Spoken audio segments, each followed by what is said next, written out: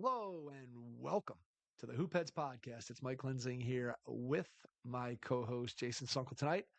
Took a week off last week, couldn't make it happen, and we are back with It's some not a good trend we got NBA. going on, Mike. It's not a good trend we got going on for the NBA podcast. I No, think we haven't. I think we'll make it a point once the season actually is going on to be regular. But it's kind of the I don't want to say the doldrums of summer kind of going on, but it still kind of is the doldrums of summer a little bit.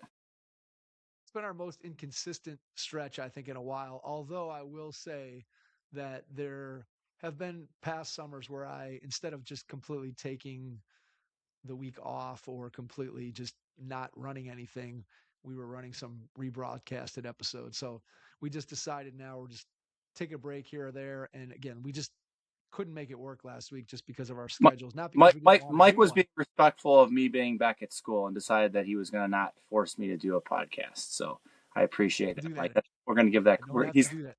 He's a man of You don't have to do integrity. that anymore. But I know, but you did it for me, Mike. You did it for me. Is what I'm saying. You did I not. understand. You understood what I was going through being back at work, and said, "Hey, we're going to take a week off the podcast. So let's go." There was no real pressing news, although I guess there was some Cleveland Cavaliers news, which we will get into as we go through the Eastern Conference offseason. So what we're going to kind of do is just look at each team's roster moves over the course of the summer since the season ended, free agency, trades, draft, and kind of look at where each team's roster stands. And then we're going to give them a grade, not a letter grade, but a better, worse, or they're probably about the same. So those will be the three categories that we will judge each team on. But we're going to go through their depth chart. We'll look at what each team did in the offseason and then kind of get a feel for where these teams are in the Eastern Conference. Lots of people are saying that the East Oh, it's is loaded. potentially better than the Western Conference this year, which has been said maybe in the past. I still think probably most people have the consensus being that the two best teams are still in the Western Conference, which I think you'd have a hard time arguing, even though the Knicks won the title last year. I still think probably Oklahoma City and San Antonio are the two favorites, but the I Eastern mean, Mike. Conference Here's my really has question, Mike. depth. On that point, Yeah. like, what's the one team, or like when I think about Eastern Conference, I can really only think of two teams that I'm like, I don't really care about anyone on those teams. What are the two teams you think of? You don't care about anyone. I don't care about anybody on the team. Yeah. That's a good one. Well, probably, I guess I probably don't care that much about the Brooklyn Nets, I would That's say. one. That's one. That's my first team. What's my second team? Your second team would be, let me think about this. I mean, I guess Your second, there's a fringe person that I might care about, but I think your other team that you probably don't care about has got to be the Milwaukee Bucks. No? I mean, I kind of forgot Milwaukee was the for a second there. I was gonna say Charlotte was my other team. Like, and what am I Really? care about? Con Knipple? You don't care about Brandon Miller and Con Knippel? Charlotte's on the No, rise. You don't care no, about them? Putting no. together the German national team, you're gonna give them a got worse rating this summer? Well, we'll talk about it. We'll get there. I All don't right. know. I Okay. like. Here's my question though. If I would I if there was an NBA TV game on and it was Charlotte versus Brooklyn, would I watch it? No. Would I watch? I think the only team that I would watch Charlotte play is probably Dallas, just because I want to see Cooper Flag and Conca Nipple go at it. That's the only reason I would. I don't know. All That's right. just my I know we're not doing the West tonight, but what are the teams in the West that you wouldn't want to watch? Sacramento, right? I mean, Chris that's Acuff? the answer. There's no one on Sacramento that I care about. I think Um, Sacramento is a good answer. I honestly think Phoenix is a good answer. Devin Booker is though serviceable. Like he He's could one night serviceable. just he would come one night just drop 60 or 70, and you would be like, okay, that's completely Do you want to reasonable. watch do you want to watch Devin Booker though? I don't know that I do. I mean, but once again, if I get an ESPN alert that Devin Booker is at 50 points and going into the fourth quarter, or drop the 45 points going into the fourth quarter, I probably would turn that on. Yeah, I get it. I get it. If I'll give Brandon it to you. Miller, if Brandon Miller came across my screen and he had 45 points going into the fourth quarter, I'd probably fall out of my chair. Man, you're down in the Hornets, man. Some Brandon Miller hate on the pod today. Yeah, I wasn't expecting that. All right, let's go. Give me our All first right, here we team. go. So we're gonna start. We're gonna do this traditionally. We do this alphabetically, Mike. I thought I would throw you off a little bit. No, We're gonna go let's do it. reverse alpha. We're gonna do reverse alphabetical order because Reverse. Okay. because I feel like we always spend our time on the top, and then we're like we have to rush through the rest of the All right, that's conference because fair. we're like going an That's hour. fair. Okay, because That's so and fair. I really just wanted to. If Joe House is listening to this episode, I really just wanted to start with his team tonight so that he could hear us talk about his Wizards. So the Washington Wizards, we're gonna say they re-signed Trae Young, they got DeAndre Ayton, they got Trey Mann, they got Chris Middleton. We also have to remember that they got Anthony Davis, who didn't really play at all last year. Did he? He didn't play any games, right, for them, or did he play a few games for them? I can't He did remember. not play any games, I don't Okay, believe. so he's basically an addition because he was not there. They lost Jaden Hardy, D'Angelo Russell, and Cam Whitmore as a part of that trade with the Cavs. Mike, the Wizards are Listen, the Wizards are definitely better. There's no doubt in my mind they're better. Okay. I mean, Now, they're better than. I mean, anything's better than dog do. but wait, Okay. before you dive into your Wizards analysis, we have already discovered the flaw in your system of better, worse, or meh. Because this team gave Trae Young $212 million over 4 years. And you're right, they're better. But if I'm grading this for a letter grade, I'm not sure how high. I'm not sure how high I'm going on the Wizards. But I'm, continue. but here's what I'm gonna say, Mike. They're definitely a better team, right? They're definitely a better team. They're a team that's gonna like. I mean, once again, this all hinges on Trae Young and Anthony Davis staying healthy. So we're not gonna hitch our wagons to that or hitch ourselves to those wagons very often. We're not gonna be like, oh yeah, this team is gonna be a top three team in the East. But I'm gonna be brazen and say this.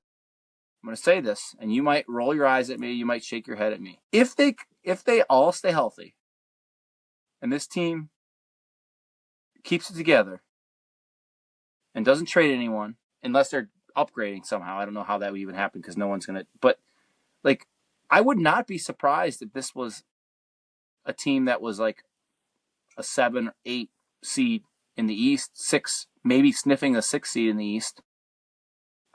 I mean, you have all the pieces, parts in a theoretical world. Do I believe in it? I believe in it as much as I believe that Joel Embiid can stay healthy for 4 straight playoff series, right? Like, I just think in a vacuum, this team could theoretically be competitive. Now, I don't quite know what the defense is going to look like. Other than, I mean, Anthony Davis is not the defender that he used to be. Trae Young is clearly not a defender. DeAndre Ayton's not really great at defense.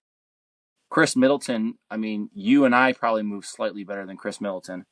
Um, I don't know. I don't know what the defensive end of the floor looks like, but I'm just saying. I think this team in a vacuum, if everything breaks the right way, could be sniffing 6, 7, 8 in the East. So I mean, if you're talking about a team that hasn't been, I don't know when the last time the Wizards were in the playoffs, 2015, 2014, 2013, and you're telling me they've got a chance to maybe compete for even a play-in spot, you've got to say they're better. You're discounting the Bradley Beal, John Wall era. That was like 2017, 18, 19, somewhere in there when they played the Celtics. Oh, yeah. They played the Celtics. You remember the funeral game? I mean, okay, last time the Wizards made the playoffs. Well, I guess 2020, they were the 8 seed in 2020, 2021. Now, that's how much I remember of that era of the Washington Wizards, okay? All right. So I think the problem here is that this season for the Wizards should have been slash should be about AJ DeBansta, right? That should be the focus of what this team is doing. It should be the focus of what this franchise is moving forward.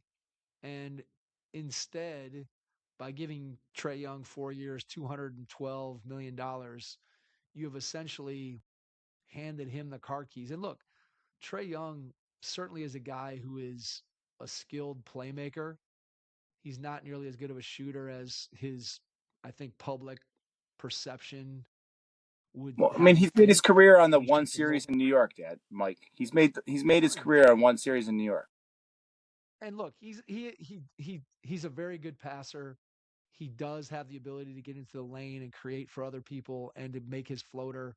He's not as good a shooter, like I said, as people think he is. But I just have a problem with how much they're paying him and with the fact that now essentially you have to have him with the ball because when he doesn't have the ball, he's not very active, moving and doing things, cutting, screening. He pretty much gives up the ball and then just stands, which is not a formula that you want to have when you would, if you are the Washington Wizards, like to see the ball not only in Trae Young's hands some, but you would like to see the ball in the hands of your number one overall pick, AJ DeBansta. And Keyshawn George also showed a little bit that he could handle the ball. So you want to have him getting opportunities to do things with the ball as well. And look, is this team better on paper? I don't think there's any doubt about it because Washington has been trying as hard as they possibly can to lose for multiple seasons now. And so they have shifted to a trying to win mentality. And if all the pieces are on the floor together, and if Anthony Davis can stay healthy, then you have a pretty big physical front line that you can start for the Wizards because you have to assume that if Anthony Davis is healthy, he's going to be starting. You have Alex Sarr, the number 2 pick in the Zachary Richase draft, which we'll get to him near the end instead of the beginning. And then you have DeBansta. And all three of those guys are long. They're all athletic. They all can move. Both Sarr and Davis are, I would say, plus defenders. Davis, at his very best, is probably a top 10, top 12 defender when healthy, even at this point in his career. And then DeBansta, probably an important thing for him early on in his career is to figure out what kind of player he's going to be in terms of, is he just going to be an offense shoot first guy, or is he going to be a guy that's going to be able to create offense for other people? Is he a guy that's going to lock in and play defense on the other end of the floor? It remains to be seen what that's going to look like. But those three guys are all big for their position. They're all physical. They all are athletic. So potentially you have guys behind Trae Young, and Keyshawn George is big as well. So you have potentially a lineup that could hide Trae Young defensively. And I think you're right. If this thing works, I think the Wizards could be in contention for. I don't think they're going to get into the top 6 based on how good the East is, but they certainly could contend for a play-in spot with this team. And I think the argument that I've heard made on behalf of the Wizards when it comes to the Trae Young signing and when it comes to getting Anthony Davis is there is a salary floor that you have to spend. And at this point, their key guys are not ready to be. Obviously, DeBansta is going to be a rookie. Sarr is going to be in his 3rd year. That Bub Carrington, Keyshawn George, all those guys are probably another year away from having to have a contract extension. So you have to spend your money somewhere. And by the time you pay Trae Young for the next 4 years, when his contract is up, maybe you're ready to just let him walk at that point. And now your young guys are sort of in their prime or entering their prime. And then you can go out and rebuild around that young core. Of course, all this hinges on how good is DeBansta. And that's why it seems a little crazy that you have Anthony Davis and Trae Young here because they're obviously going to soak up a lot of possessions, Trae Young specifically. Whereas it feels like I would want those possessions going through Sarr and specifically DeBansta rather than Trae Young and Anthony Davis. But maybe it's better to put those guys in a quote winning environment rather than just lose, lose, lose, lose, lose, lose all the time. I always think about what Mike Lombardi said when we had him on back a while ago, talking about the process Sixers and just saying that if all you do is lose in your building, guys just learn how to lose and they eventually just kind of accept the fact that, hey, we're going to lose. And that never ends up being good for a guy long term. So I think the Wizards are better. So by our grading system, better. But I don't love everything that they did. Fair points, Mike. All right, next team. I don't even know how we talk about this team. Toronto Raptors. They they re-signed Elijah Martin. They added Kyle Anderson. That's official. They are theoretically adding Kawhi Leonard, but what percentage of the season Kawhi Leonard is going to get to play, and if he's going to get to play, um, you know, is to be determined. Okay. And with that, we trade Brandon Ingram away, and Grady Dick, and they also lost Sandro Mamushkalashvili. Mamu. We'll just say Mamu. Perfect. So all of those things being said, like I mean, I guess if I had to choose, like if the trade goes through, Mike, and Kawhi Leonard is fully able to play, they got better, right? Yeah. If the trade does not go through, okay, we're going to approach this. This is a three-pronged approach. If the trade does not go through and he is unable to, he's not released from his contract and he cannot go to Toronto, then Toronto is meh because they didn't really do anything. Because Kyle Anderson is nothing. No offense, Kyle Anderson. This is no offense. I'm coming in Come hot on, man. today. Slow mo. Okay, Come on. and if I some fortuitous situation happened for the Toronto Raptors, which is kind of what I hope happens, is that the Los Angeles Clippers have to null and void Kawhi Leonard's contract, and then he's just free to sign with Toronto, and they don't have to give up Brandon Ingram and Grady Dick.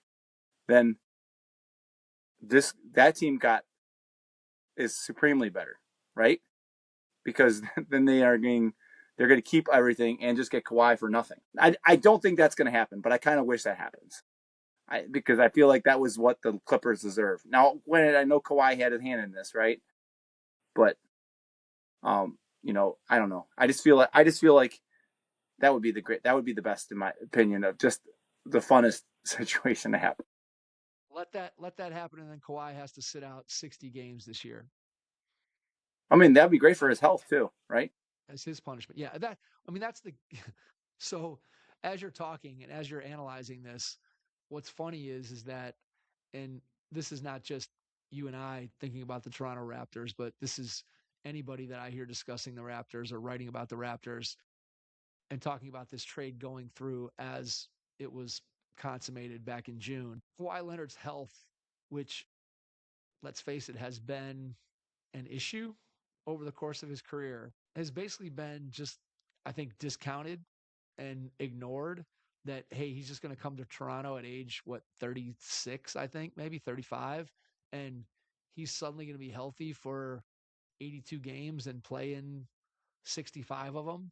That seems highly unlikely. And yet at the same time, with the caveat of, just like it is for every team, if the Kawhi Leonard Raptors are healthy and you look at what they did against the Cavs, and essentially you're not losing anybody out of the rotation because Brandon Ingram, when he played against the Cavs in the playoffs, was terrible, and then obviously didn't play at the end of the series. And so if you think about a front line of Leonard, Scotty Barnes, who seemingly took a big leap in that playoff series in terms of what he was able to do as a two-way guy, but you put Scotty Barnes and Kawhi Leonard in your front court, two pretty athletic guys who can move and guard all over the floor. And then Colin Murray Boyles, who was really good against the Cavs, will be in his second year, presumably better on both ends of the floor. I know they probably are going to start Pirtle, but my guess is their finishing lineup against good teams would have Murray Boyles in there instead of Pirtle. And so that team, again, has pretty good size positionally. Everybody except Emmanuel Quickly, who's not small, but everybody else, Barrett, if he's your two, is a big two. Kawhi, obviously, we know what he is Yeah. physically. Scotty Barnes is big and rangy and athletic. And then Murray Boyles, if you play him at center, he's maybe undersized, but we saw what his athleticism could do in the playoffs. I think clearly if the Kawhi trade goes through and he's healthy, Toronto is definitely improved and gotten better. I'm not sure I love their depth. Kyle Anderson, Jacoby Walter, Jamal Shed, who was good in the series against the Cavs, but I don't love their depth. But Yeah. their starting lineup, when you start talking about throwing that group out there in the playoffs, teams are going to have a hard time scoring against Leonard Barnes and Colin Murray Boyles. That's not going to be a fun front line to play against come playoff time. Yep. I everything you just said, and they're just such an enigma in the sense that we really don't know what's going to happen. And I feel like the league has to make a decision at some point here. Like I know they were originally. I heard that they were going to attempt to make a decision before, like August was over, but I've been heard nothing since then. So I don't know if you've heard anything else or seen anything else, but I have not. But here's my question for you. And we don't need to beat this into the ground because we obviously don't know anything. Do you think is there any middle ground between they did it and the Clippers get fined and the trade either does or doesn't go through based on whatever they decide they're going to punish Kawhi, and then Toronto gets a chance to make a decision if they want Kawhi based on how long he's going to be suspended? Is there some kind of middle ground where, hey, something nefarious went on, but we can't really figure out what it is? Is there a way to just find the Clippers, let the trade go through, and then everybody moves on? Is that even a possibility at this point I after I investigating don't for like a I year? I think my thing would be is if they don't give a punishment, then what's going to stop teams? Like it's going to be set a bad precedent. I feel like they need to hammer this out. I I just really think, agree. It Yeah, it doesn't feel like there's a middle ground. yeah, and like I mean, I once again I don't want to dive too far into this, but like I don't know if you saw there was some report that LeBron borrowed some money from like to and like what's the murky that I don't know what that even looks like. Like Yeah. why is LeBron having to borrow money? That's my question. Like what are we Yeah, talking I didn't about here? really understand it. He had money to $300 million in bonds or something from Guggenheim, which is Mark Walters of the Lakers, well, formerly of the Lakers. Yeah, all I did was read headlines of that. I didn't go into any detail on it, so I can't really speak intelligently about it. But yeah, it doesn't seem like something that LeBron would need to be Yeah, taking out loans, but who knows? What do I know? yeah. Anyway, so we'll have to see. All right. Speaking of LeBron, the next team, the Philadelphia 76ers, added Jaylen Brown, added LeBron, added KCP, added Ariel Herkpody, added Anthony Simons, added Mike's favorite former Cavalier, Dean Wade, lost Andre Drummond, Paul George, Quentin Grimes, um, Kelly Oubre Jr., and Johnny Broom, and a bunch of other no names. All right. So, like, they got better, right? I mean, they got supremely better, right? Jaylen Brown Definitely. is so Jaylen Brown's an upgrade over Paul George. LeBron James is an upgrade over anyone else on that roster. Okay, Anthony Simons is an upgrade over pretty much everyone, in my opinion. Like his potential. Dean Wade, can I interest you in a 4-year contract? Dean Wade, congrats. Is He's Dean living in Philly. is Dean Wade an upgrade over Kelly Oubre? I mean, No. I think it's a pretty lateral move. So Dean I'm Wade just plays better looking at defense and Kelly Oubre plays better offense. That's what I'll say. okay, I'll give you that, I guess. The Philadelphia 76ers depth chart. So everybody's been talking about their starting lineup, and rightfully so. If those guys are all healthy, knock on wood, then that team obviously has a tremendous starting five. And we can get into Yeah. the problems with that starting five in a second. But if those guys are healthy, the theoretical Philadelphia 76ers starting five is as good as any starting five in the league. Their second team, however, your two guards, well, I guess, I don't know, three guards coming off the bench. LeBaron Philon, rookie out of Alabama. Anthony Simons, who can score, but I'm not sure how much he can play come playoff time. He doesn't have a ton of playoff experience in the team with the teams that he's been with, and not really a good defender. Contavious Caldwell Pope, whose career essentially ended back when he was in Denver, and he really hasn't been good anywhere he's been since. Dean Wade, the amount of praise that's been heaped on Dean Wade this summer by people who obviously did not spend any time at all watching the Cleveland Cavaliers for the last couple of years. I don't understand the love affair at all with Dean Wade, who became essentially unplayable in the playoffs for the Cavs because he just refused to look at the rim and wouldn't shoot. And there's a limit to how many minutes you can play a guy who won't even look at the basket. And I don't think Dean Wade is as good of a defender as he would need to be in order to be a guy that you can just throw out there and say, hey, man, when you get the ball, all you're going to do is take 4 dribbles and then just look for somebody to hand it off, and teams are going to play you in the lane 14 feet off of you every time you catch the ball. I don't think Dean Wade is Yeah. that kind of a defender by any stretch of the imagination. So I don't get the fascination there. And then their second string centers are Adam Bona and Ariel Hakporti. I just think that their depth is not very good. And LeBron is whatever, 42 years old. He's going to play, if you're lucky, he's going to play 60 games if you're lucky. Embiid probably should play at He max. moves like a 42-year-old. Yeah, and at max he should only play half the games at a maximum, right? If you want to keep him healthy, if the Philadelphia 76ers think that they're a legitimate title contender, which they're not, but if they think themselves to be, Yeah. Joel Embiid has to be healthy in the playoffs. And there's no way Joel Embiid is going to be healthy in the playoffs if you're playing him 55 or 60 games in the regular season. We haven't seen it since his MVP season. We've never seen it in the playoffs. And again, this is another guy in Joel Embiid that if he's on your team and he's a key part of what you're doing, now they could marginalize him.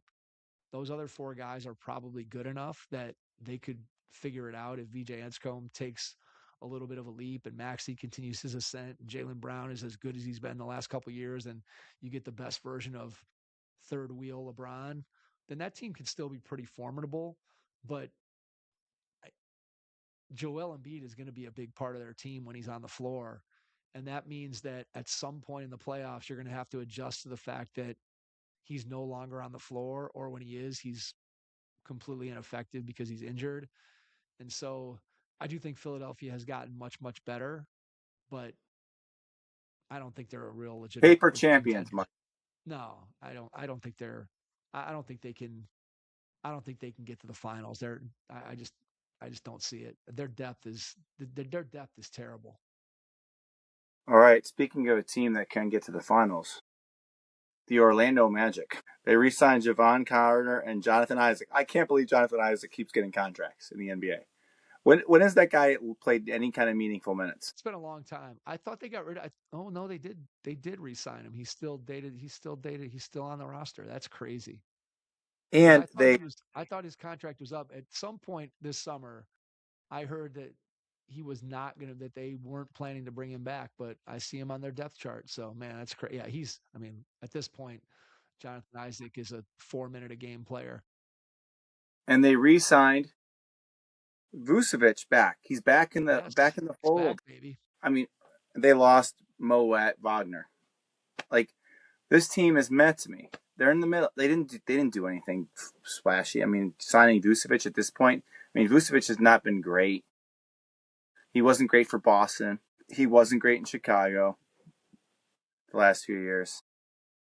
I'm not excited if I'm Orlando. I'm not like, oh yeah, we're bringing Vucevic back. Woohoo! Let's have a bobblehead night. That's not that exciting to me. Like, I don't know. This team's meh. They didn't do anything. I mean, they're still good. I think they're still a good team. But I think if anything, like when you look at what all the rest of the teams in the East did, I think they've dropped because they're just falling behind. I mean, and this is not knowing what's going to happen with Kawhi, but what teams in the East have jumped Orlando? Let's just like Philly's definitely jumped them theoretically, right? Toronto, if Kawhi goes there, has jumped them. Miami has jumped them. Okay, so that's 3 teams. Indiana, which we'll get to shortly, has jumped them. Okay, because they're all so that's we're talking about 4 teams in the East that have gotten better. And There's probably 2 more. There probably could be 2. You could make an argument that there's 2 more teams that what 2? potentially Atlanta. Atlanta, and I think Charlotte potentially too. Oh man, you're really loving the Charlotte Hornets. I'm not buying that. Well, we'll see. Look, the thing with Orlando is definitely if we're just grading their offseason, I would say it's a meh because they didn't lose any key guys, but they also didn't add any key guys. And so I think the thing with Orlando, where they're at, is what is the idealized version of this team, right? They traded 4 first round picks for Desmond Bane. They felt like that was going to be a guy that was going to fill that shooting hole that they had in their roster. Then last year they couldn't keep Paolo and Franz healthy and on the floor at the same time. And so we never really got to see this team. Jalen Suggs' career has been way up and way down. Anthony Black kind of rose up a little bit last year and then got hurt. And so where does he stand in the long-term plans, him versus Suggs, in terms of which guy is ultimately going to be around when this team reaches its potential, if it ever does? I don't, Paulo, people have such mixed opinions on whether or not he can eventually be the number one on a really good team. Can he drive winning? He's too inefficient. He doesn't shoot it well enough. All these different things and questions that people have about the Magic. And I don't know the answer to that. Last year coming in, everybody kind of thought the Orlando was kind of the darling of the Eastern Conference. I think most people, if you said what team was going to take a leap from the middle of the pack to be number one in the East, it ended up being Detroit. But I think most people, if you'd have given them a choice last year, they would have said, oh, Orlando is that team. And clearly that didn't happen last year. And the question is, did it not happen because of injuries and because of up and down performances? And now this year they're going to put it all together. Everybody stays healthy and they figure it out and they're able to play together and maximize each other's strengths instead of sort of going with dueling banjos. It remains to be seen. I think when you look at, as you said, these other teams in the East that have improved and got better, I just don't know that, barring some huge leap from Paolo and Franz and then consistent shooting from Suggs and Bane, I don't like their center position. Wendell Carter's Yeah. fine. Vooch, I guess, as your backup from an offensive standpoint. But I don't love the center position in Orlando. And it just feels like the shine is off the Magic. And so they have a meh offseason, and we'll have to think about where we rank them when we start looking at over-unders and kind of predicting what this conference is going to look like. All right, the New York Knicks, the champions. It's still hard to believe that. They re-signed Jose Alvarado, Jordan Clarkson, Mohamed Diawara, and Landry Shamet. They added Andre Drummond. They lost Ariel Hukporti. They lost Mitchell Robinson, and they lost Jeremy Sohan. I think what's interesting is I think this team's worse, right? I mean, I don't know. I mean, you traded one guy who can't shoot free throws, one big that can't shoot free throws for another big guy who can't shoot free throws. Hukporti and Sohan weren't really playing too much, and so I don't know. Like, are they? Did they get worse because Mitchell Robinson's is definitely better than Andre Drummond at this point? Or are they just a meh? I think they're kind of probably in the meh to a little slightly worse situation, maybe. But and once again, it's all comes down to, like, as far as the Eastern Conference goes, all these other teams got better and they kind of just tread water a little bit. So I think they got worse only because going from Mitchell Robinson and his offensive rebounding, which was a big part of their identity, and then his ability on the defensive end of the floor, you trade that out for Andre Drummond, who's been an exceptional defensive rebounder, but has not been an exceptional offensive player at any point in his career and has not really been a good defender. And certainly he changes the dynamic of what the Knicks look like when he's on the floor versus when Mitchell Robinson was on the floor. When Mitchell Robinson was on the floor, the Knicks had a clear identity of physicality, of they're going to beat you up on both ends of the floor. You've got to account for Mitchell Robinson on every single offensive possession that the Knicks have because you've got to get him boxed out, which then created opportunities for other guys to sneak in there and get rebounds. So they are clearly going to miss Mitchell Robinson. And other than that, they bring back their entire championship team. So you can say, well, hey, they're primed and ready to go for the defense of their title. But the reality is, if I have to choose better, meh, or worse, substituting in Andre Drummond for Mitchell Robinson makes this team worse. I think the big question with the Knicks that everybody's going to have to answer and that the Knicks are going to have to figure out is, did they catch lightning in a bottle for for a month and a half in the playoffs and the finals and really just build a chemistry that, quite honestly, we hadn't seen from this team even in the regular season last year and even through the first couple games of the playoffs against the Hawks. And then suddenly they just caught fire and everybody was willing to sacrifice and they just did everything right. And can that carry over? Will that carry over? Does it matter if it carries over in the regular season? Do we wait and see what it looks like in the playoffs. I don't think this team is going to be a juggernaut NBA champion where they're going to suddenly come back and win 60 or 65 games. I don't see this team having the depth or the high end talent that some of those other teams have had. To be honest, it's still almost shocking to me that the Knicks are the NBA champions. Again, not based on how they played. They played an incredible brand of basketball, and Brunson was amazing as the number one guy. But even as they were doing it, it just felt like, is OG Anunoby ever going to miss a three? Is Karl Anthony Towns actually playing defense? Is Brunson turning into Jordan right in front of our eyes? There was just so many things that were hard to wrap your head around that we didn't necessarily see from any of these guys, and certainly not collectively over the course of the history of this team. So I think that's the question with the Knicks, but I think they got worse just because downgrading from Mitchell Robinson to Andre Drummond to me is a clear downgrade. Speaking of getting worse, I'm joking. Miami Heat, they re-signed Fontecchio and Andrew Wiggins. They added Giannis. They added Tim Hardaway Jr. They added Bobby Portis. They added Klay Thompson. They lost Tyler Hero, Jaime Jaquez, Norm Powell, Khalil Ware, and some guy I definitely don't know how to say is Kasparos Jakusionis. This is your favorite part of the podcast when I have to pronounce random people's names. Okay, so yeah, this team's definitely better. Now, once again, I'm going to say a lot of the same things that I said when it comes to the Philadelphia 76ers. They have gotten better. They look much better than they did before. But it's going to all hinge on how healthy is this team. Is Giannis healthy? Is Klay Thompson healthy? Can he play productive basketball?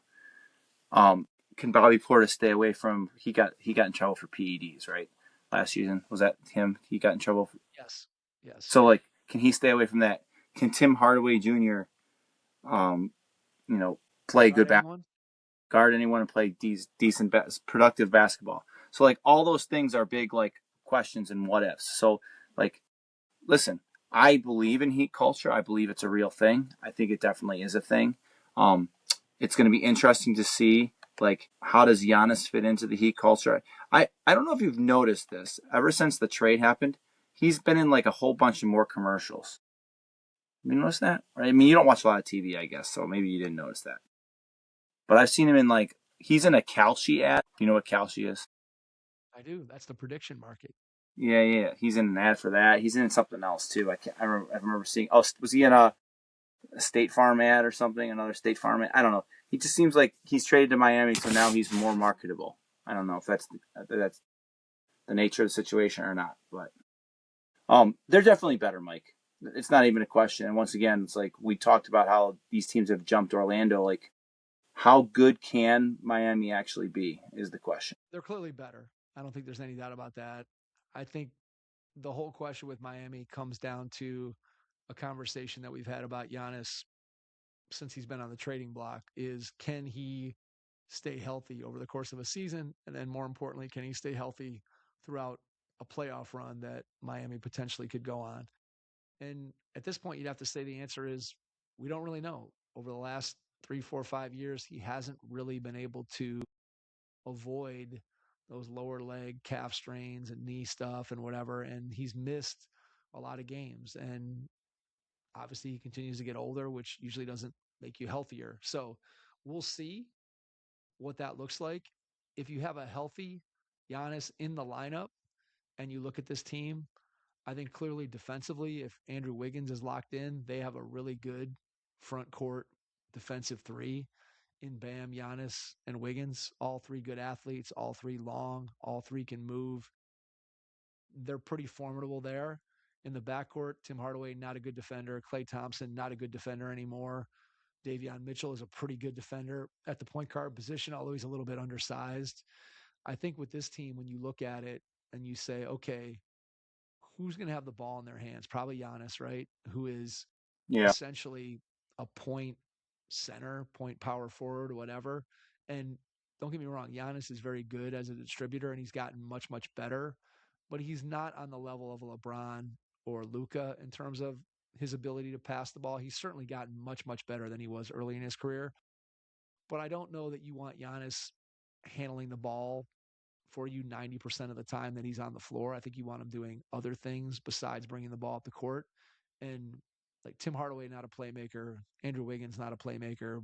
Bam Adebayo, sometimes they've run offense through him at the nail, but probably not a plus playmaker. And Davion Mitchell at the point guard, I don't think that when you watch him play, creative playmaker isn't the first thing that you would use to describe Davion Mitchell's game. He's tough and he plays defense and he's improved a little bit as a shooter, although he doesn't shoot it very much from three. I just think that this team, where's the ball going to be? And I think if it's in Giannis's hands all the time, which look, it's not a bad thing, but if you're trying to keep him healthy, seems like you might want him to be doing other things other than just kind of ramming his way to the basket from half court, taking his giant steps and the things that he does to get to the rim. So this team is clearly better. I mean, there's no doubt. Obviously, you add Giannis, who is at worst, I don't know, a top 4 or 5 player in the league at this point in his career when he's healthy. Those are the kind of guys that you can win titles with. I just don't know that the rest of this roster is quite good enough, either because they're sort of one dimensional or they're just not multi skilled enough. They got more shooting than you think because Clay, when he's healthy, Tim Hardaway can shoot it. Wiggins, I think, made 130 some threes last year. So they have guys who can shoot, but I don't know. I don't love the depth. I don't love the depth of this team. And I also am a little worried about Giannis's ability to stay on the floor. All right, next up, Mike. No, the Indiana Pacers. They added Larry Nance Jr., Kelly Hey, Oubre. did you miss the Bucks? Did you miss the Bucks? Oh, I did. I wasn't that excited about the Milwaukee Bucks. I missed the Bucks before Miami. Sorry, the Milwaukee Bucks. Yeah, they got worse, Mike. I don't even say it. They re-signed Dieng, Markovich, Pete Nance, Gary Trent Jr. They added Tyler Hero, Karis LeVert, and all those other guys from Miami. They lost Antetokounmpo, Bobby Portis, Gary Harris, Taurean Prince. This team is going to not benefit from the new lotto system. That's where I'm at. They're not going to benefit from the new lotto system at all. I don't think they have. I don't think they have much in the way of draft picks. I don't think they have much. Well, won't they? Don't they have to have had? They have to have the Giannis. They have to have a pick from Miami, right? Yeah. Well, let's see. Let me look at what the. While you go ahead and talk, and I'll Well, find. I mean, the bottom line is this: Milwaukee's going to be a bottom 3, top bottom 4 team probably in the East. I want to be clear here. Like, I still think there's games that they're going to be competitive. I mean, they've got enough. I mean, Tyler Heroes and company is enough that they can make some people's lives interesting. But I mean, they don't have a best player on a championship team. They probably don't have a second best player on a championship team, right? I mean, do you think Tyler Hero can be the second best player on a championship team, Mike? Absolutely not. He can't guard anybody, so it's going to be really tough to have him be the best player or second best player on a championship. Did you know his brother plays for Ohio State? I did not know that. I only knew that today because I was, for some reason, looking at the roster because I was trying to see if I could figure out some podcast guests.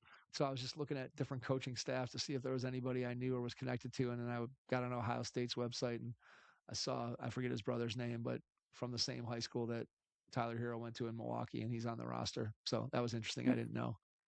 There you go. So I guess my big thing is like Milwaukee's not going to be good, Mike.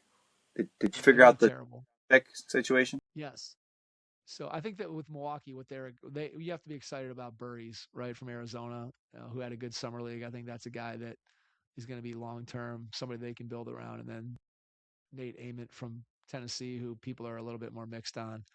But anyway, so in the trade, the Milwaukee Bucks got the guys that you spoke of: Jaime Jaquez, Khalil Ware, Yakashonis. And then they also got the 13th pick in the 2026 draft, which turned into Nate Ament. They got a first round swap with the Heat in 2030, first round picks in 2031 and 33, and a second round pick in 2033. So the problem is they still don't control any of their own draft picks. So being terrible doesn't help them. They have to root for Miami to be terrible, which is a much worse place to be in when you're trying to rebuild your team, is rooting for other teams to be bad rather than being able to control whether you're bad or not. And Look, I think that the new lottery odds, as you said, are not going to be kind to the Milwaukee Bucks because they are probably going to finish, I would think, very near to the bottom of the Eastern Conference, if not dead last, depending on how other things go, which clearly that doesn't hold the same benefit that it has in the past. So Milwaukee got worse. All right, well, that was a quick and agreed upon situation. All right, now let's go to Indiana. All right, Indiana. Oh, Indiana. They added Larry Nance Jr. and Kelly Oubre Jr. Also, they added Tyrese. Well, not Tyrese. Yeah, Tyrese Halliburton. Sorry, I was thinking Tyrese Proctor for some reason. I don't know why. Sorry, the Indiana. I didn't mean to do that to you. Tyrese Halliburton is back from injury. They lost Cam Jones. This team's better. I mean, I guess this is meh. Like, right? Like, I don't know. Like, I know they got a good draft pick, right? Who they draft, Mike? Remind me. I'm blanking right now. They did not get a draft pick because remember that Oh, pick went oh to the yeah, Clippers.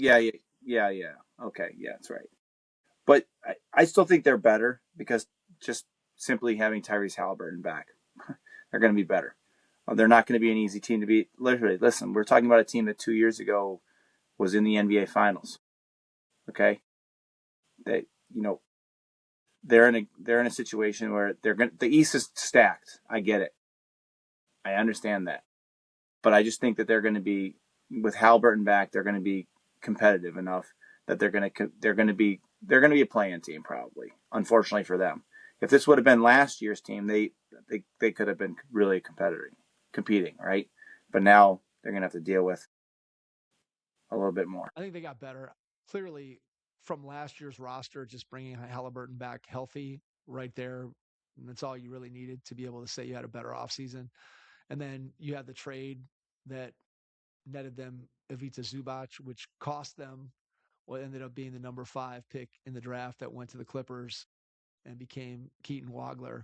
So it would have been nice if that pick would have fallen to number, or it would have been in the top 4, right? If it would have been in the top 4, then Indiana could have potentially added one of those top 4 guys in the draft. And then this roster would have looked really good if you'd have added one of those 4 guys to this roster.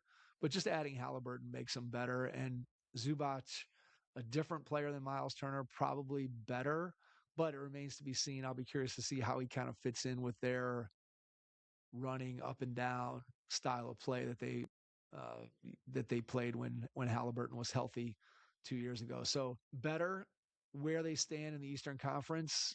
I don't know. It's kind of interesting because it feels like Indiana was kind of the way, even though the Knicks won the title, the Pacers year felt kind of like the Knicks year, even though Indiana didn't win, because it felt like they caught lightning in a bottle and just everything came together. And guys that are good shooters became great shooters, and they just had a style of play and picking up full court. And there was just a bunch of things that went right for Indiana. And again, pushing the right buttons with Rick Carlisle, and Halliburton just became the breakout star of that playoffs. So yet it's hard to really look at them and say, wow, this team is poised to be a top 1 or 2 seed in the Eastern Conference. They probably should be there theoretically based off of the performance the last time the team was healthy, but it doesn't really feel like that's where I would predict them. And that's also not where I don't think that's where they're going to finish, but they're clearly better just by adding Halliburton back to the roster. All right, perfect. All right, we're getting close, Mike. The Detroit Pistons. They re-signed Javonte Green, Kevin Herter. They added John Collins, Gary Harris, Isaiah Joe, Tarian Prince. They lost Tobias Harris, Karis LeVert, Isaac Stewart, Beef Stew, and Marcus Sasser. Right? Like, does none of these players excite me? I mean, Isaiah Joe had a good run in the playoffs, right? He played all right, but Yeah, Isaiah Joe's fine. Let's face it, with Oklahoma City, because of their depth, there were many, many times where he was completely buried and didn't play hardly at all and wasn't playing meaningful minutes. So he's going to go to Detroit, and because of his shooting, he's going to be a guy who's going to be on the floor for them at key times. And Detroit obviously needed shooting. I really look at this offseason. I don't understand whatsoever the Kevin Herter signing because they didn't really play him at all in the playoffs in either of their 2 playoff series. So I don't really get why you'd bring Well, he was him hurt. back, but He was hurt for ours. whatever. I don't think he, to me, I don't know. It didn't really seem like they wanted to use him, so I don't really understand why they would have signed him, but whatever. And then John Collins and Tobias Harris, I look at that as being 6 of one, half dozen of the other. They each do slightly different things. I don't think either guy is a difference maker when push comes to shove. We saw that with Tobias Harris in the playoffs against the Cavs. He kind of got progressively worse as that series went on and sort of reverted to the disappearing act that Tobias Harris was famous for. Although he was, again, very important over the course of the last 2 regular seasons for Detroit as a veteran leader. So it'll be interesting to see if they miss that aspect of it, which may not necessarily show up directly in statistics or on off numbers or whatever, but will they miss that leadership in the locker room, and how do you measure that? I don't know. John Collins, different kind of player than Tobias Harris, but I would say the 2 of them are on a similar level in terms of their standing in the league. So I look at that as kind of a wash in terms of those 2 guys, even though they do slightly different things. Gary Harris and Taurean Prince are not going to contribute anything if Detroit is good. And then I think the big thing with the Pistons, which is why you have to say that they're probably worse, is because they still have this Jalen Duren thing hanging over their head. And whatever happens, these restricted free agencies never really lead to good outcomes because either the player's upset, the team ends up signing a contract that they don't like, or the player ends up signing a contract that they don't like. And oftentimes, by the time that player gets to unrestricted free agency, there's often a moment where they're going to walk out the door or they ask to be traded. So you go from where they were with Duren at the end of the regular season, where he was all NBA and averaged a 20 and 12, to where those averages basically got cut in half in the playoffs. And I don't think you can say that Detroit is better today than they were when the season ended last year, despite the fact that I do think Isaiah Joe helps them. But the Duren situation has me thinking that they're worse than what they were last year. Yeah. All right, Mike, it's time. The Cavaliers, they re-signed Thomas Bryant, Donovan Mitchell to a 4-year extension, James Harden to a 3-year contract worth a lot of money. They added Mario Hezonja, Cam Whitmore, and the big move was Peyton Watson. They lost Keon Ellis, Dennis Schroeder, Larry Nance Jr., Max Strus, and the most important player, according to ESPN and all the analysts, Dean Wade.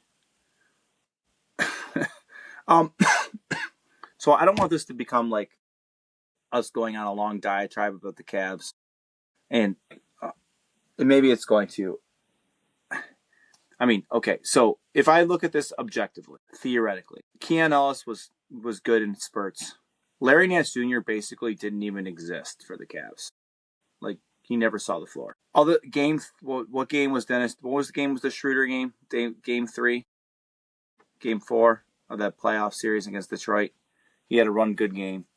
Other than that, and when he was on the floor, he was competent. Max Strus, obviously injured most of the season, came back, was not the same player, was somewhat productive when given the opportunity. He had 1 or 2 really good games, but other than that, and then we've already set our piece on Dean Wade. So, like, of the 5 pieces that we've lost, I guess Schroeder is the one that has made the most impact in the playoffs, right? Would you agree with that statement? In the playoffs. Him and Strus. Yeah. I think Strus had moments in the playoffs too. I think you essentially took 3 guys that were contributing in the playoffs and you turned them into one guy. Yeah. Yeah, that's true. So, I mean, I think we're about the bottom line is this, Mike. And we've said this, we could say this 15,000 times. I know we don't love James Harden. I understand the move on paper. I don't necessarily need to love it. The bottom line comes down to the addition we need is, can Evan Mobley get better? That's the addition that we need. We know what Donovan Mitchell is. We know what James Harden is. We know what Jaron Allen is. It all hinges on, can Evan Mobley get better? Even better than he is. Can he ascend to the best player on the championship team? Because that's what we need. And that's really all it comes down to. I think the road is definitely a lot tougher now. This past year was the year to get in while the getting was good, because I just think that all these teams have gotten better. We've already listed them. We haven't talked about Atlanta yet, but I just think it's going to be a tough sledding. I think they're a top 5 team in the East still. I do believe that. I think they're probably a top theoretical. I mean, all of our guys are relatively young, so they should, I probably would slightly load manage, Harden. Although Harden doesn't really get hurt, right? Like, he plays through stuff. Regular season, that dude plays, and I think that's one of the reasons why they got him, is because he plays basketball and he doesn't miss regular season games, and he really doesn't miss playoff games. He's been incredibly durable, especially when you think about just his off-court reputation. Well, you're giving him some positive feedback. I love it, Mike. It's pretty amazing, just again, how durable this guy is. And look, in my estimation, paying James Harden $1, if your goal is to win an NBA championship, you've just set that dollar on fire, and the Cavs have chosen to pay him $97 million. I don't understand why you would do that. I understand why the Cavs did it in the situation that they're in. I go back to the trade. I don't understand why they did it. You can argue with me that it worked and the Cavs got further than they ever have in the Donovan Mitchell era with James Harden next to him. And James Harden did have a couple of moments in the playoffs, especially against Detroit, that if he didn't have those moments, maybe the Cavs lose to the Pistons. However, in the most important moments, again, James Harden was nowhere to be found. He disappeared. He's going to be in year, 18? And we now have 17 years, not just 16, but now we have 17 years of evidence that says in the biggest moments, James Harden is going to be nowhere to be found, or he's not going to be found where you want him to be found. And so that's a problem. But what I will say is the Peyton Watson deal salvaged the offseason, if only because that position, the small forward spot, has been something that this team has been searching for 5-6 years, probably, to fill that spot with somebody who has You mean positional LeBron? size, 8 years. who is athletic. Yeah, who can play. Yeah, exactly. Who can, since LeBron left, who can play both sides of the ball.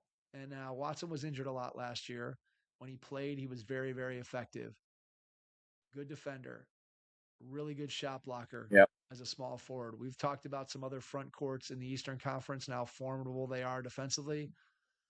The Cavs front court, when all three of those guys are healthy, are going to be as formidable. Now, they're maybe not as physical as some other front courts, but certainly from a mobility, shot blocking point of view, Allen, Mobley, and Watson are as good as there is in the entire league. And if Watson can bring the type of defense that he's capable of, and he can shoot the ball the way that he has in Denver, with, I don't know if he's going to get more usage necessarily, but on this team, he should get some open looks with the attention that Harden and Mitchell are going to draw. And if he can shoot 40% plus like he has, then the Cavs starting lineup, and look, I've already said my piece about James Harden a million times, but James Harden as a regular season player is a good player to have on your team. And this team is going to be a good regular season team. And their starting lineup is really, really, really good. And I think really, really versatile in terms of what they can do offensively. The questions become, what do you do when you go to the bench? And really, off the bench, you have 1.5 proven guys. So I think Sam Merrill at this point has proved himself to be a guy that you can have on the floor in a playoff series. Jalen Tyson, I think, probably can get there, even though it felt like Kenny Atkinson lost a little faith in him last year during the playoffs. I think they're clearly counting on him to be an important part. But then once you get beyond those two guys, like, I like Craig Porter Jr. I've always advocated for him to play more. I think he does good things when he's out there. He's certainly going to get a chance this year. He's going to get minutes. There's no doubt about that. But man, the front court depth is atrocious. You're looking at Thomas Bryant, who we know what he is. Now Naquan Tomlin has potential, maybe to be a guy who can do something, but right now he's maybe your eighth or ninth guy. And then are you going to get anything out of Hazonia? I don't know. I just don't like the bench that this team has. I like the starting lineup and I like what they potentially could be. But all of my optimism just goes out the window when I think about James Harden in the playoffs. No matter how good Peyton Watson is, no matter how good any of this is, Evan Mobley has to become your best player and bump Donovan Mitchell down a spot. And I don't know if that's possible at this point in his career. So that's my take on the Cavs. I think they're probably better because honestly, I'd rather have better high end talent. And I think this starting lineup is better than their starting lineup last year. I think Watson fills some holes that they clearly have had in the past. And in a playoff series, if I got to play just Merrill and Tyson and then give me one big guy off the bench to play a couple of minutes here and there, I still like having a good starting lineup over depth, but this team's depth is this team's depth is bad, which a lot of these Eastern Conference teams, we already talked about the Sixers. I think the Sixers depth is bad. This team's depth is right there with Philadelphia's as some of the worst in the league. All right. The next team would have been one of my teams that I don't care much about, except they've got Caleb Wilson. Chicago Bulls added Caleb Wilson, Claxton, Norm Powell, lost Sexton, Simons, Mohamedou Go. How do you say his last name? Gay. I guess so. And they re-signed Zach Collins, but Caleb Wilson being their big addition. Listen, the Chicago Bulls are better. Okay, they're better. How much better? I don't know. I mean, we're putting a lot of stuff at Caleb Wilson's feet. You know, he looked great in summer league, but let's see what it looks like. I think this team's probably a year out from being like somewhat competitive, but they're still going to have some opportunities to be good. I think ultimately their big thing is like they don't have much depth. I think that like when you're talking about depth, I'm looking at the Chicago Bulls and I'm like, oh boy. So you mean this is their team? Like, who is their backup big man? Patrick Williams, baby. Come on. Jalen Smith. No, get out of here with that. Zach Collins. Get out. Zach Collins. Get out of here. All these people you're saying to me, I don't care about. This team is better, but it's not great. This team comes down to Caleb Wilson, and is he the next star for the Bulls? I think Buzelis is going to be a good player. I don't think he's ever going to be a number one guy on a really good team. Can he be a number two guy? I think that's what they're trying to find out. Can Giddey drive winning in any way? Can he continue to improve his shot?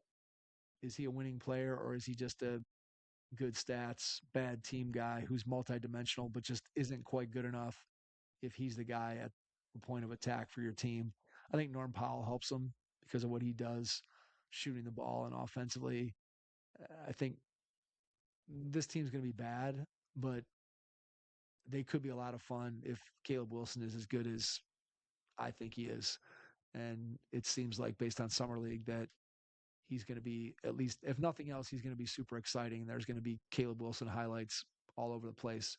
Whether those highlights translate into him becoming a superstar player who can drive winning, that's what remains to be seen. But I do think he's going to be very, very good, and he's going to be very, very entertaining because he's going to have some ridiculous blocks and dunks and plays in transition that there aren't too many guys in the league that can run and jump with Caleb Wilson. And if his jumper is legit, then I think there's a good chance that he's a superstar in waiting. I mean, I've said it before. I think he's going to be the best long-term pro of these four guys, and I think all four of these guys are going to probably all make multiple all-star games. So I think Wilson ends up being the best of them, but we'll see.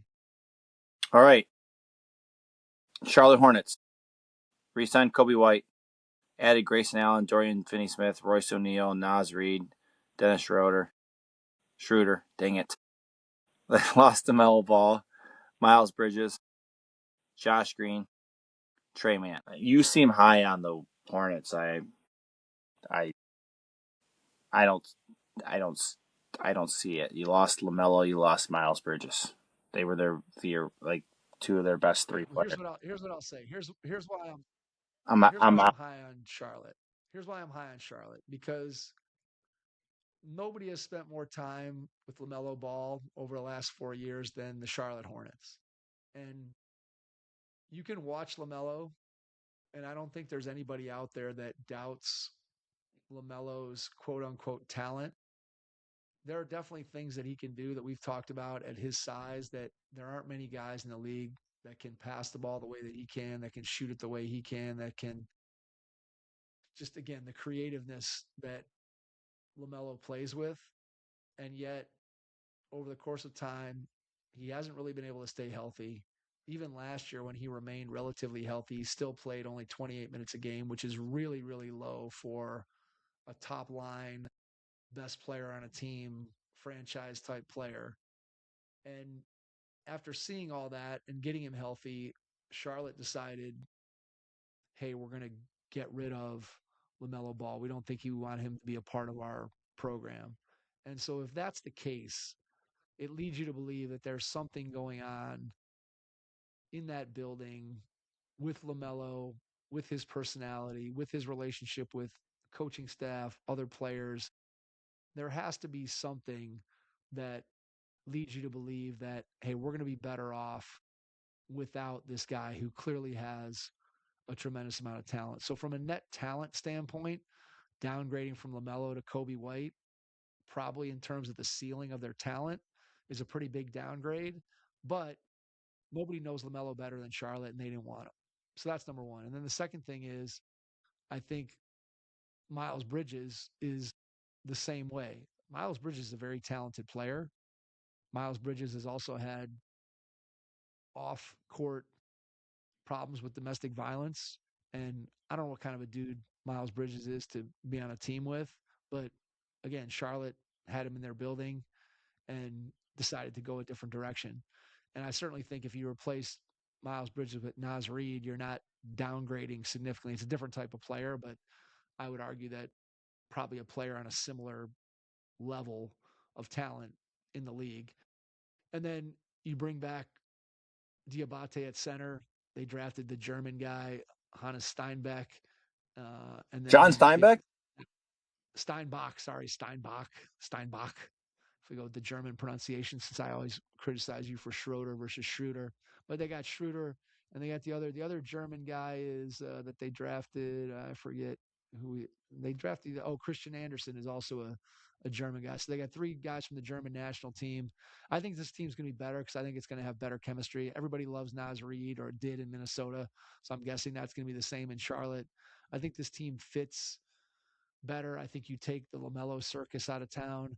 I don't know how good they're going to be. Again, they caught lightning in a bottle for the second half of the season last year, where that starting lineup was whatever the best on off of any lineup in the league over the second half of the season. I don't know that that was quote real, but I do think that Colin Knippel is a good player. Brandon Miller is a good player. Do they have a superstar amongst those two guys?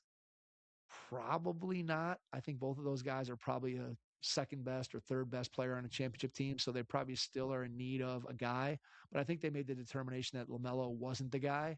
And so I think they're going to move forward with better chemistry, and they have a vision of what they want to build. And for whatever reason, LaMelo wasn't a part of it. So I'm going to say they got better despite the fact that they might have had a net talent outflow. I still think they got better as a result of what they did because they got rid of two guys that, from a personality slash off court slash we know them better than anybody else, and they didn't want them. I think that's a net positive. All right, three more teams to go, Mike. We're gonna go All rapid right, let's fire do it, man. once. All right. So, Well, this good. one could be rapid fire. The Brooklyn Nets, Josh Minott, Sharp are re-signed. Keon Ellis, Julius Randle, Mo Wagner. Departures: Nick Claxton, Zaire Williams. I guess they're better. I mean, Julius Randle's an upgrade over whatever that was on their roster last year. they have no benefit to losing intentionally anymore, so they're going to try to win. I just don't think that they have anything to, like, in this Eastern Conference. They're going to get obliterated, right? They're not good. They're not going to be necessarily, I don't think, super fun to watch. I think if you're Brooklyn, the thing that you're looking for if you're a Brooklyn fan is you're looking at your young backcourt and trying to figure out if Mikhail Brown from Louisville and Igor Gemin, who they drafted last year as one of their 5 first-round picks, are those two guys going to be potentially the backcourt of the future for the Brooklyn Nets? And I think that is where the interest lies. I think you know what you're getting with Julius Randle. I would bet Michael Porter Jr. I kind of feel like he'll be on another team. It felt like he might be traded last year at the trade deadline, and nobody pulled the trigger. I think this year, at some point during the season, that Michael Porter Jr. gets traded. And look, this team's clearly better. I don't think there's any doubt that they're better, but just like Well, you just don't like the want to Wizards are really, better. I mean, yeah, right. They're better, they're but yeah. to what end? I do think that Brooklyn is maybe, well, I don't know. They're both. Brooklyn's going to should hand the keys to Mikal Brown and Gemin and let those two guys do things. The problem is that Julius Randle needs to have the ball in his hands to be effective. Porter can play off the ball and has done that very well throughout his career. So I don't know. This team, I don't know how interested I am in watching the development of Mikal Brown and Gemin, but whatever. I think they're better than what they were coming out of last season. So kudos to them. All right, the Boston Celtics. They re-signed Ron Harper Jr., Queta, Walsh. They added Mike Conley, Paul George, Mitchell Robinson. They lost Jaylen Brown and Nikola Vucevic. This is a tough one, Mike. I think they're probably about the same. Like, okay, so Jaylen Brown's better, right? Jaylen Brown's clearly better than Paul George at this point. Agree? I would agree, yes. But Mitchell Robinson is probably very much better than Vucevic.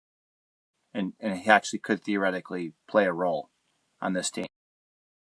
I mean, Mitchell Robinson could start depending on what you want to do with Cato, right? Now, I'm really surprised Robinson. Mike Conley went there. I don't.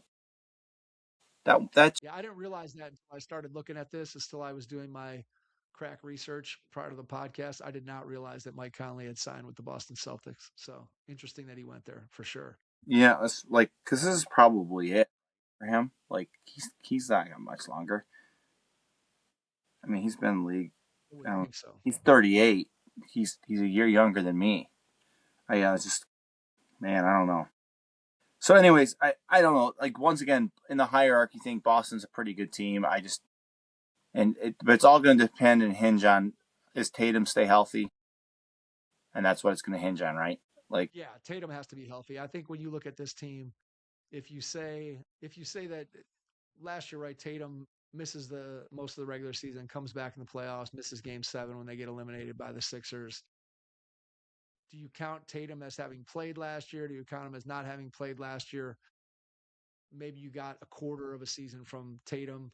If you just say Tatum comes back, is full strength, and he equals Jaylen Brown's production from last year, can you get from Paul George what you got from Jason Tatum last year? Probably. And then Mitchell Robinson is an upgrade over whatever they had at center. And probably they're going to start Queta and bring Mitchell Robinson off the bench the same way he's been coming off the bench for the Knicks. And you're going to want to limit his minutes again because he's been injury prone. But if you get a healthy Mitchell Robinson in the playoffs, he's more impactful than anybody the Celtics had at the center position yeah, last year. Certainly, he's better than Queta. He's better than Vucevic, particularly as a playoff player, just again because of his physicality and what you have to do to deal with him on the offensive board. So I think you'd probably make the argument that Boston, despite the fact that they traded Jaylen Brown, a much younger guy, for a much older guy in Paul George, the fact that you have Tatum coming back theoretically healthy again, and you added Mitchell Robinson, I would probably say that Boston is better, but it's just a very slight I, better, only it's because better. It's Tatum was better, injured a but lot of last year, and so it's better, but it's hinging on Tatum, and if they don't have a fallback plan, anymore, right? If Tatum goes, yeah, if Tatum gets hurt, you don't really. But that's any team, right? If your best player gets hurt, there's But not I too many mean, teams but that can they've absorb an survived so injury. long without Tatum, and it was Jaylen Brown, and he was able to like. Right. I agree. I agree. Boss, but again, you have to remember that at the beginning of the season last year, I guess you were maybe higher on the Celtics than I was, but most people last year thought Boston was going to be terrible, and it turned out that they weren't. And usually if a team loses their best player, there's very few teams who do what the Celtics did last year. Most teams end up cratering, which is what everybody thought the Celtics were going to do. And collectively as a group, they just decided that that wasn't going to be what they were going to do. And they ended up having a great regular season and got bounced probably before people thought they would in the playoffs. Yep. But nonetheless, most teams that can't afford to lose their best player, and certainly this year, Boston doesn't have any way around it. If Tatum goes down, yeah, a team being led by Paul George or by Derek White or Peyton Pritchard as your best player is not going to do as well as a team being led by Jaylen Brown as your best player. Let's put it that way. All right. Last but not least, the Atlanta Hawks. They re-signed Jock Landale and C.J. McCollum. They added Devin Carter, Dort, Nemhart, Aaron Wiggins. They lost Zachary Risashe. The Hawks are better. They're better. I don't know how much better. I think they've definitely jumped Orlando.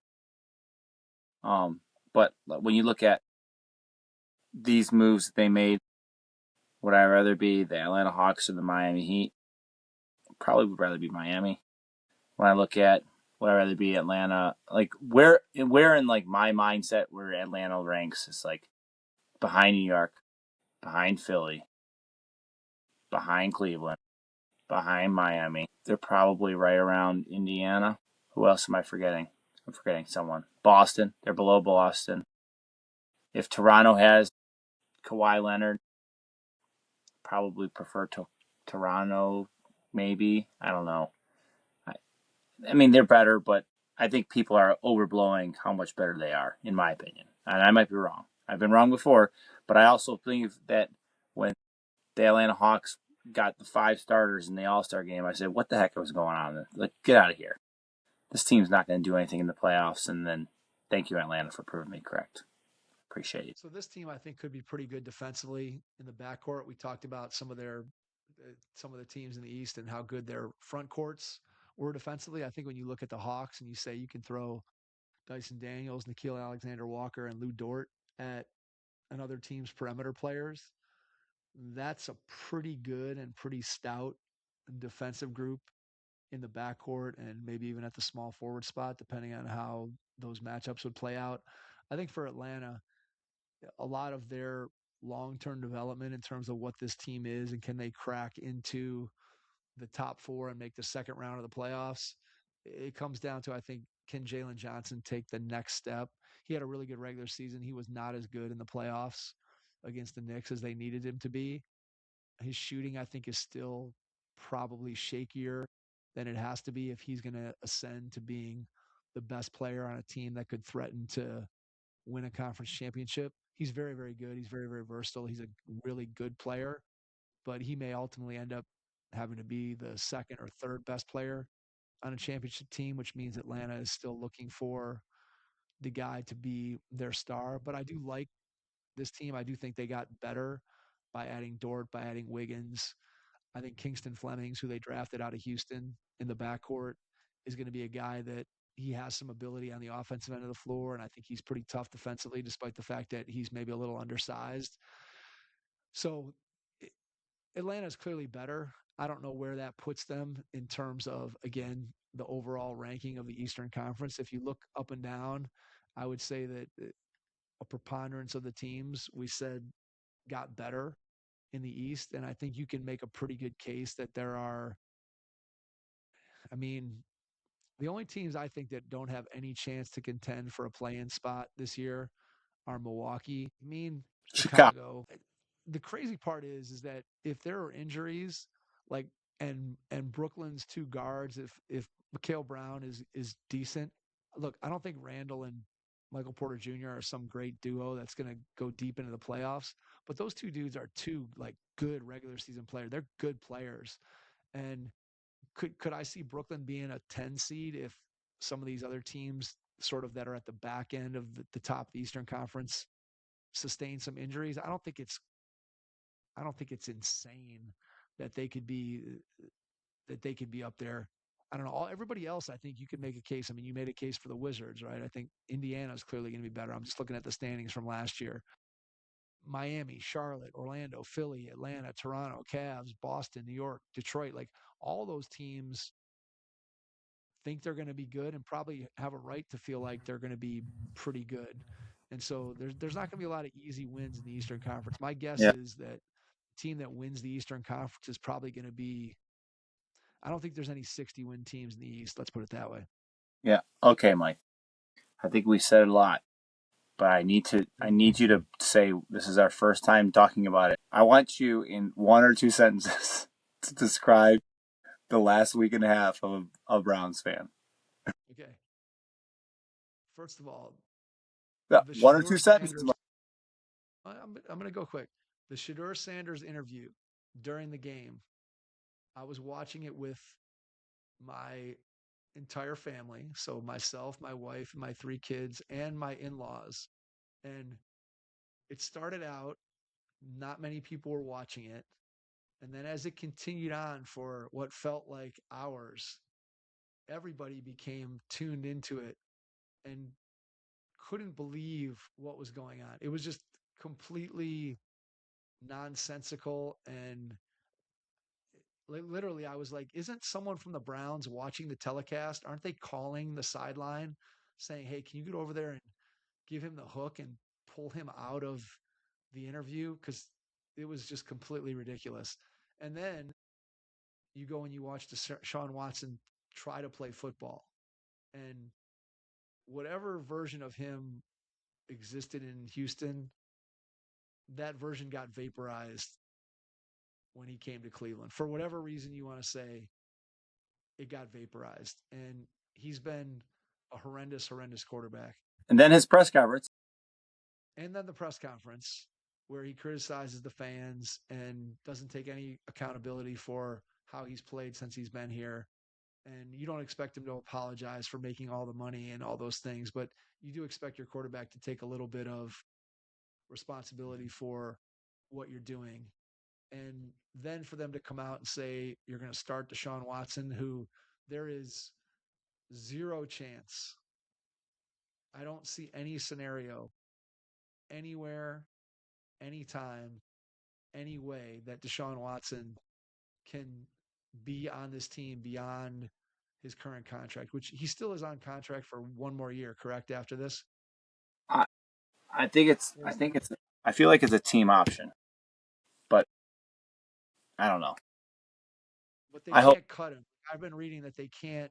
it's They a can't release dead him pill. yet. It's a pill. It's a pill, poison pill in his Yeah. contract, right? So whatever. Nonetheless, there's clearly no future there. Even if Deshaun Watson is He's in unbelievable the for what final Deshaun year of Watson his is. contract, Mike. He's in the final year of his contract. Okay, so let's say that's the case. There's zero chance then that Deshaun Watson is on this roster next year, whether he plays great or whether he's terrible. There's no possible way that he's on the roster next year. Now, I don't think Shedeur is good, and after that interview, I can understand why you wouldn't want to have him as your starting quarterback. But at least you have to throw him out there this year and see if he is at all able to play quarterback on a team that's trying to compete, at least at the beginning of the season. Because he's at least going to be on the roster, or at least has a chance to be on the roster next year. Deshaun Watson is not going to be on the roster next year. So why do you throw Deshaun out there?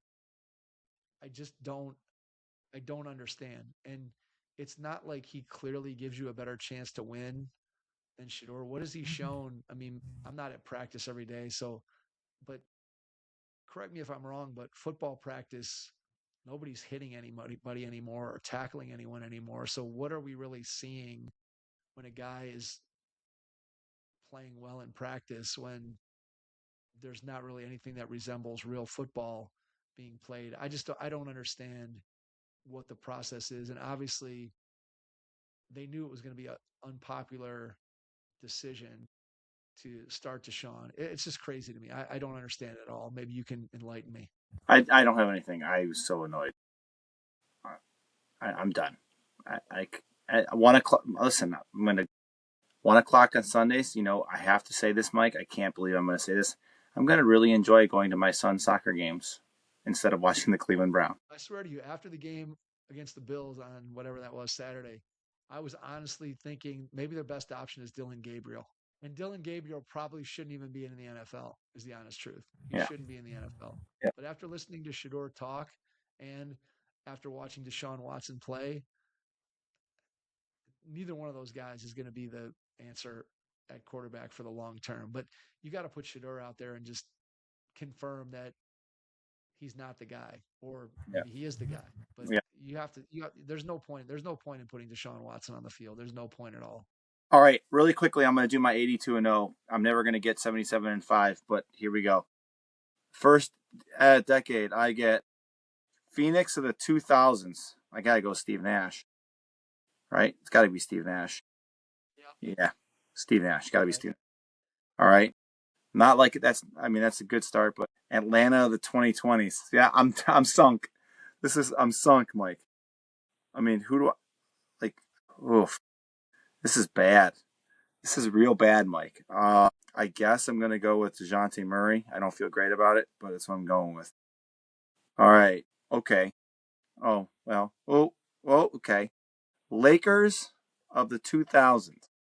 So do I take Kobe at the small forward, or do I take Shaquille O'Neal at the center? I got to take Shaq. I think. Would have you gone Shaq or would have you gone Kobe? Yeah, I would have gone Shaq. Okay.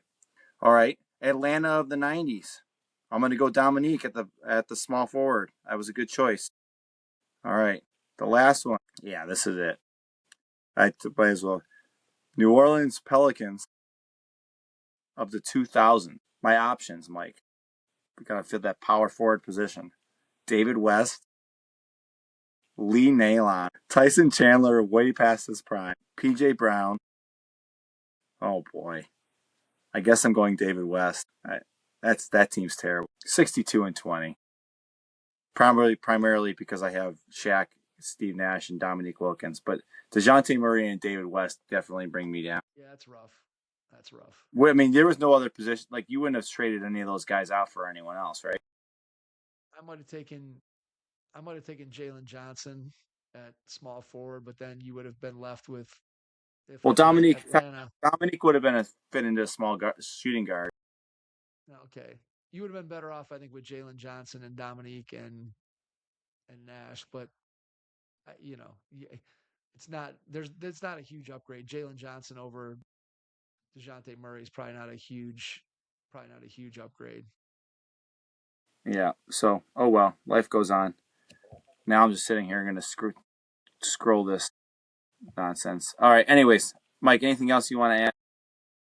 Now we're at an hour and a half. This is the longest NBA pod we've done in a while. I guess because we started early, we didn't feel the need to finish. We wanted to keep ourselves up late no matter what. So if you've made it to the end of this Eastern Conference Grade My Summer episode, thank you. We really appreciate it. And we will catch you on our next episode. Thanks.